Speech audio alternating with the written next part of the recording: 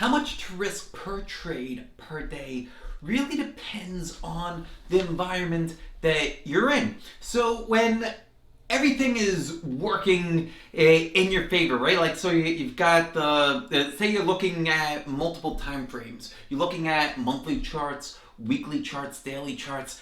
Everything is moving in the same direction, be it up or down. And you start to see the setups. The setups are all setting up in the direction of the indexes. That is prime time to be buying, especially if the stocks that you already bought are working, right? And that's a key part of it too. In that scenario, I would be looking to risk between 1 and 2% per trade, and the most that I would want to add on in a given day would be between 2 to 4% in that day, provided that everything was working very well in my favor and I had already started to make progress. Now, just like in a car, right? Like, you're not going to go 0 to 60 in the blink of an eye. Even if you're driving that Tesla Roadster, I think that it goes from 0 to 60 in under 2 seconds, right? Like, go check that out. Let me know if that's true. But it's going to take time to build up to that. So let's say we're starting from 0 miles per hour and we're just coming out of a choppy market. All right, fine. I would want to then place just a couple of trades. Maybe I place 2 trades and I risk 0.5% on each trade, meaning that I'm risking a total of 1% of my trading capital, and it's just split evenly between trade A and trade B. And I go and I see how those work.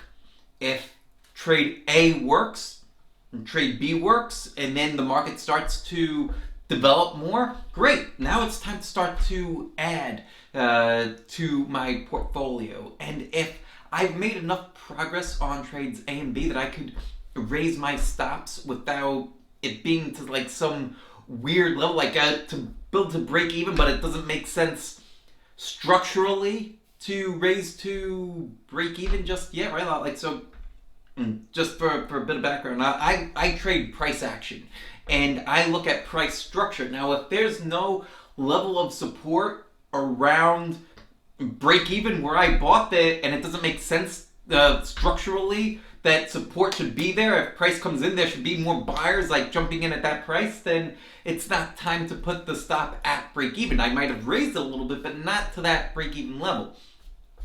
If I've raised my stops up to break even, then I have none of my own capital risk on the table. I might be risking profits, but I'm not risking my own capital. So at that point, then it's the market is starting to say, yeah, it's time to start going in a little bit more. Maybe I'm risking that 1% per trade. Maybe I'm putting on 2 new positions or 3 new positions at 1% risk. Those start to work. I'm gaining more momentum. Great. Now maybe it's time to start adding 1.5% per trade, or maybe even 2% per trade, depending on my conviction level in the ideas. And even, let's say that trade A starts to set up again. Then maybe I'm looking to add on to that one because I'm looking to add more to a trade that's already winning.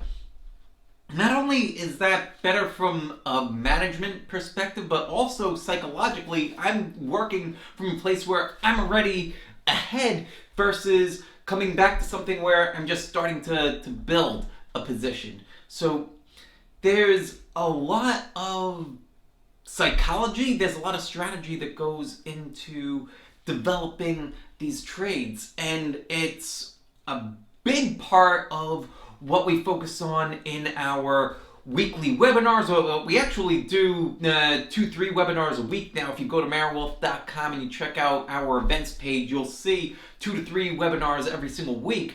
And it's also what we focus on in the chat room too. We've got the Trader's MindChat Room. It's a discussion board, and we'll go over tactics like this in the room. So go check out both of those, and yeah, That's basically how you want to manage your risk. Ease into it. Understand that if you're coming from zero, it's going to take some time to ramp up. And then as you are ramping up and as things are working, that's when you start to leverage in.